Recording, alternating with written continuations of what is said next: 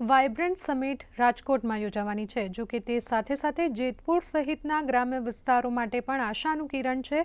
Printing એસોસિએશનના તથા chamber of કોમર્સના સભ્યોએ આ ઉપક્રમે જણાવ્યું હતું કે આ ગ્લોબલ સેમિનારમાં ટેક્સટાઇલ ક્ષેત્ર સાથે સંકળાયેલી નવી ટેકનોલોજી, આધુનિક મશીનરી, ડિજિટલ માર્કેટિંગ, એક્સપોર્ટની તકો અને સરકારી યોજનાઓ વિશે વિસ્તૃત ચર્ચા થવાની છે, જેના પરિણામે જેતપુરના સાડી ઉત્પાદકો પોતાના વ્યવસાયને વધુ વ્યાવસાયિક રીતે વિકસાવી શકશે અને સાથે જ ઉદ્યોગોને પ્રોત્સાહન માટે અપાતી સબસિડી, લોન સહાય, ઇન્ફ્રાસ્ટ્રક્ચર વિકાસ અને નીતિગત સહાય વિશેની માહિતી જેતપુરના ઉદ્યોગકારોને વધુ આત્મવિશ્વાસ આપશે. સાથે જ વિદેશી રોકાણકારો સાથે ભાગીદારી થવાથી જેતપુરના સાડી ઉદ્યોગને આંતરરાષ્ટ્રીય સ્તરે નવી ઓળખ મળશે.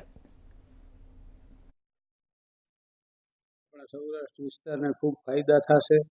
એના જે એમઓયુ થશે એના ઉદ્યોગ બિઝનેસ આપણે અહીંયા રાજકોટ જિલ્લામાં આવશે. અને ખાસ કરીને આ વખતે રાજકોટમાં વાઇબ્રન્ટનો પ્રોગ્રામ કર્યો એ ખરેખર અભિનંદનને પાત્ર છે. આપણા ઉદ્યોગ જગત માટે એક આ સુવર્ણ યુગ ગણાય.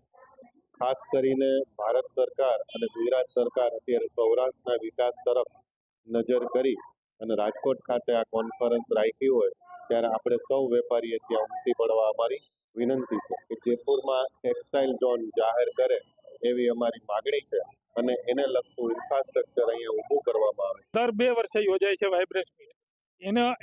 એનામાંથી અમે પ્રોત્સાહન લઈને અમે અમારા નાના ટાઉનમાં આ માટે અમે શું પ્રયત્ન કરી શકીએ અને શું અમે એને યોગદાન આપી શકીએ એના માટે થઈને અમારો પ્રયત્ન છે અને એમાં અમે સફળ થયા છીએ.